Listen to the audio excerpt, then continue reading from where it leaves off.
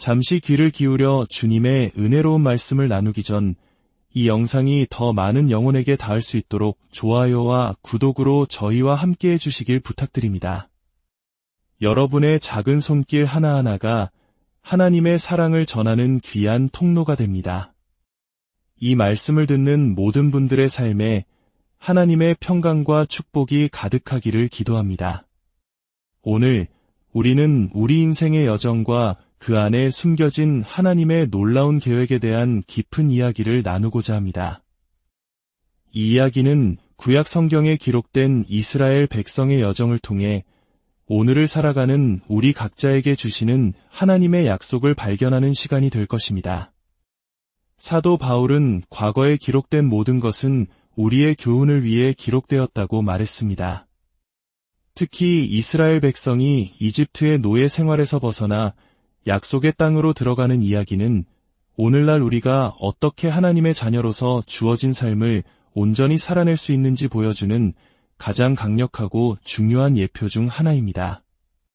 우리 인간은 본질적으로 약속의 백성으로 창조되었습니다. 하나님께서는 우리 각자를 향한 놀라운 계획과 약속을 가지고 계십니다. 그리고 그 모든 약속의 성취가 바로 예수 그리스도이시며 그분 자신이 바로 우리가 거해야 할 약속의 땅입니다. 우리 모두의 마음속 깊은 곳에는 주님 앞에 섰을 때 잘하였도다. 착하고 충성된 종아라는 칭찬을 듣고 싶은 열망이 있습니다. 성경에서 말하는 충성이란 바로 하나님께서 우리에게 주신 약속을 가지고 무엇을 했느냐로 평가됩니다. 믿는 자의 신실함은 그가 하나님의 약속을 어떻게 붙들고 살아왔는가로 증명되고 나타나고 보여지는 것입니다. 많은 사람들이 하나님께서 원하시면 어떻게든 이루어지겠지라고 생각하는 경향이 있습니다. 하지만 이는 성경의 가르침을 온전히 이해하지 못한 것입니다. 성경은 하나님께서 아무도 멸망하지 않고 모두가 구원받기를 원하신다고 분명히 말씀하시지만 안타깝게도 많은 사람들이 여전히 멸망의 길을 걷고 있습니다. 하나님의 뜻에는 두 가지 측면이 있습니다. 첫째는 우리의 순종이나 동의와 관계없이 반드시 이루어지는 절대적인 뜻입니다. 예를 들어 예수님께서 다시 오신다는 약속은 우리가 찬성하든 반대하든 반드시 성취될 것입니다. 하지만 다른 한편에는 우리의 협력과 믿음의 반응에 전적으로 달려있는 뜻이 있습니다. 바로 이 부분을 이해하지 못할 때 우리는 하나님께서 주시고자 하는 풍성한 삶을 누리지 못하고 삶에서 일어나는 모든 문제와 실패를 그저 하나님의 주권이라는 이름 아래 묻어두게 됩니다. 그러나 많은 경우 그것은 하나님의 주권의 문제가 아니라 믿음 없는 그리스도인들의 연약함과 불순종의 결과일 수 있습니다. 이제 이스라엘 백성의 이야기로 돌아가 보겠습니다. 약 200만 명으로 추정되는 이스라엘 민족은 이집트에서 노예로 살고 있었습니다. 하나님께서는 모세를 지도자로 세워 그들을 이집트에서 이끌어내어 젖과 꿀이 흐르는 약속의 땅으로 인도하시겠다고 약속하셨습니다.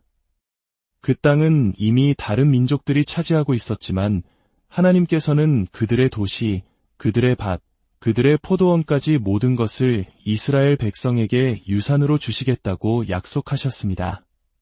하지만 놀랍게도 그 약속을 받았던 200만 명의 사람들 중 오직 2사람만이 약속의 땅에 들어갔습니다. 이 사실은 우리에게 중요한 교훈을 줍니다. 하나님께서는 우리에게 분명한 약속을 주실 수 있지만 그 약속이 성취되는 것을 보지 못할 수도 있다는 것입니다. 그리고 그 책임은 하나님께 있는 것이 아니라 바로 우리의 불신에 있습니다. 불신의 뿌리에는 두려움이 있습니다. 두려움은 최악의 스승입니다. 두려움은 종종 지혜라는 가면을 쓰고 우리를 속입니다. 이스라엘 백성은 약속의 땅에 거인들이 있고 강력한 군대가 있다는 정탐꾼의 보고를 들었습니다. 그들은 자신들의 눈앞에 놓인 거대한 장벽 앞에서 두려움에 휩싸였습니다. 그리고 그들은 하나님께서 약속하신 것을 추구하지 않는 것이 지혜로운 선택이라고 결론 내렸습니다. 차라리 이집트에 머물렀더라면 더 좋았을 것이라고 불평하기까지 했습니다. 그들은 노예 생활의 고통을 순식간에 잊어버리고 두려움이 지시하는 대로 움직였습니다. 기억하십시오. 우리 삶의 어떤 영역이든 하나님의 약속에 이끌리고 있지 않다면 우리는 두려움에 쫓기고 있는 것입니다. 하나님께서 우리에게 약속을 주실 때 그분은 우리의 미래로 가셔서 우리를 어디로 이끄실지 보시고 그곳에 도달하기 위해 필요한 말씀을 가지고 현재의 우리에게 돌아오십니다. 그래서 사도 바울은 디모데에게 전에 너를 지도한 예언을 따라 그것으로 선한 싸움을 싸우라고 권면했습니다. 하나님의 약속은 무기입니다. 약속이 주어졌다고 해서 모든 것이 쉽고 빠르게 이루어지는 것은 아닙니다. 현재와 성취 사이에는 반드시 영적 갈등과 싸움이 존재합니다. 왕국에서 전진하는 데는 두 가지 방법이 있습니다. 하나는 어린아이처럼 아버지의 선물을 받는 것입니다. 자비로운 아버지께서 우리를 사랑하시기에 주시는 것들을 겸손히 받는 것입니다. 우리 삶에 필요한 것들은 대부분 이런 방식으로 주어집니다. 하지만 우리가 진정으로 원하는 것, 우리가 태어난 목적인 유업을 얻기 위해서는 우리는 그것을 취해야 합니다. 마치 군인처럼 싸워서 쟁취해야 합니다. 우리 마음속에 나는 전쟁터 한가운데 심어졌고 내가 태어난 이유를 반드시 쟁취해야 한다는 거룩한 분노가 일어나야 합니다. 우리가 태어난 목적은 우리 삶에 저절로 굴러 들어오지 않습니다. 그것은 싸움의 저편에 있습니다. 고린도후서 1장 20절은 이렇게 말씀합니다. 하나님의 약속은 얼마든지 그리스도 안에서 예가 되니 그런즉 그로 말미암아 우리가 아멘하여 하나님께 영광을 돌리게 되느니라. 이 말씀을 깊이 생각해 보십시오. 성경에는 7,000가지가 넘는 약속이 기록되어 있습니다. 하나님께서는 그 모든 약속에 대해 그리스도 안에서 예라고 확정하셨습니다. 그것은 아마도가 아닌 절대적인 예입니다. 이것이 너를 향한 나의 목적이고 나의 결심이며 나의 약속이라는 선포입니다. 그런데 그 약속은 우리가 아멘으로 화답할 때 비로소 우리 삶 가운데서 하나님께 영광을 돌리는 역사를 이루게 됩니다. 하나님은 홀로 모든 것을 하실 수 있지만 그렇게 하지 않으셨습니다. 그분은 처음부터 인간과의 동역을 통해 당신의 뜻을 이루시도록 세상을 설계하셨습니다.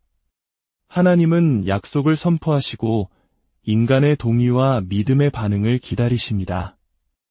히브리서 4장은 이스라엘 백성이 약속의 땅에 들어가지 못한 이유를 들음 바 그 말씀을 믿음과 결부시키지 아니하였기 때문이라고 정확히 지적합니다. 그들은 하나님의 말씀을 들었지만 그것을 믿음이 아닌 두려움과 결부시켰습니다. 저 땅에는 거인들이 있어 우리 힘으로는 불가능해. 그들은 자신들의 연약한 상황을 보며 하나님의 약속을 거부했습니다. 이스라엘의 여정은 오늘날 우리 그리스도인의 삶을 완벽하게 보여주는 그림입니다. 첫째, 그들은 이집트에서 어린 양의 피를 문설주에 발라 구원받았습니다. 이는 예수 그리스도의 보혈로 우리가 죄의 노예 상태에서 해방되는 것을 상징합니다. 둘째, 그들은 홍해를 건넜습니다. 사도 바울은 이를 모세에게 속한 세례라고 불렀습니다. 이것은 우리가 믿음으로 받는 물세례를 의미합니다. 물세례를 통해 우리는 과거의 삶에 대해 죽고 새로운 피조물로 거듭납니다. 많은 그리스도인들이 바로 이 물세례를 받은 후에 강가에 머물러 평생을 보냅니다. 성령의 은사를 구하며 방언으로 기도하지만 그 세례가 단지 우리를 위로하고 안전하게 지키기 위함이 아니라는 사실을 깨닫지 못합니다. 이스라엘 백성이 약속의 땅에 들어가기 직전 그들은 또 하나의 물을 건너야 했습니다. 그것은 고여있는 바다가 아닌 세차게 흐르는 요단강이었습니다. 이는 성령 세례를 상징합니다. 성령 세례는 우리에게 약속된 유업을 차지할 권능을 부여하기 위한 것입니다. 우리를 위로하시되 그 위로를 통해 얻은 담대함과 믿음으로 나아가 영적 영역을 차지하도록 하시기 위함입니다. 정신적으로 고통받는 이들을 자유롭게 할 기름 부음, 깨어진 가정을 회복시킬 기름 부음, 번성하여 지역 사회 전체를 축복하는 사업을 일으킬 기름 부음. 이 모든 것이 바로 성령 세례를 통해 우리에게 주어지는 유업입니다. 안타깝게도 이스라엘의 12지파 중 5지파는 요단강 동편, 즉 광야 쪽에 머무르기를 선택했습니다. 그 땅이 자신들의 가축을 기르기에 적합했기 때문입니다. 그들은 약속의 땅의 완전한 축복을 누리기보다 현재의 안락함에 만족했습니다. 이는 마치 오늘날 구원은 받았지만 성령의 충만한 능력을 힘입어 자신의 유업을 적극적으로 추구하지 않는 그리스도인들의 모습과 같습니다. 오늘날 교회는 바로 요단강을 사이에 두고 나뉘어 있습니다. 양쪽 모두 하나님의 백성이지만 한쪽은 광야에 머물고 다른 한쪽은 약속의 땅에서 싸우며 유업을 쟁취합니다. 하나님께서 우리 안에 거룩한 갈망을 주시는 것은 우리에게 그것을 얻을 합법적인 권리가 있음을 알려주시는 것입니다. 여러분의 마음에 병든 이웃을 치유하고 싶은 간절함이 있습니까? 직장에서 어려움을 겪는 동료를 돕고 싶은 열망이 있습니까? 무너진 가정의 회복을 꿈꾸십니까? 그 갈망이 바로 하나님께서 여러분에게 주시고자 하는 유업의 이정표입니다. 그것을 사모하고 추구하고 쟁취해야 합니다. 물론 그 과정은 조금씩 점진적으로 이루어집니다. 출애굽기 23장에서 하나님께서는 내가 그들을 내 앞에서 조금씩 쫓아내리니 내가 번성하여 그 땅을 기업으로 얻을 때까지라고 말씀하십니다. 하나님은 우리가 감당할 준비가 되지 않은 도시에서 적들을 한꺼번에 몰아내지 않으십니다. 우리의 내면 세계가 외부 세계보다 더 커질 때까지, 즉 우리가 그 유업을 관리할 만큼 성숙해질 때까지 우리를 연단하시며 조금씩 전진하게 하십니다. 그리스도인의 삶은 성실함으로 이루어지다가 하나님의 폭발적인 돌파로 정점을 찍습니다. 그리고 다시 성실함의 시간이 이어지고 또다시 돌파가 찾아옵니다. 우리는 모두 폭발적인 은혜를 원하지만 그 무대를 준비하는 것은 바로 일상의 작은 성실함입니다. 사랑하는 성도 여러분, 저는 오늘 성령께서 여러분 각자의 마음을 불편하게 하시기를 기도합니다. 우리가 가진 것에 만족하며 안주하는 것이 아니라 우리 주변의 세상이 더 많은 것을 요구하고 있기에 하나님의 더 많은 것을 향한 거룩한 갈망으로 우리 마음이 불타오르기를 기도합니다. 하나님 아버지, 약속의 하나님께서 오늘 이 말씀을 듣는 모든 심령을 찾아가 주시옵소서. 우리가 세상의 것에 사로잡히는 것이 아니라 하나님의 약속에 사로잡힌 약속의 포로가 되게 하여 주시옵소서. 우리의 삶과 가정, 그리고 이 나라를 향한 아버지의 위대한 약속에 우리의 온 존재가 매료되게 하여 주시옵소서. 우리가 이전에는 알지 못했던 방식으로 약속에 사로잡혀 두려움을 이기고 믿음으로 전진하여 마침내 주님께서 예비하신 모든 유업을 차지하는 복된 인생이 되게 하여 주시옵소서. 우리의 약속의 땅이 되시는 예수 그리스도의 이름으로 간절히 기도합니다.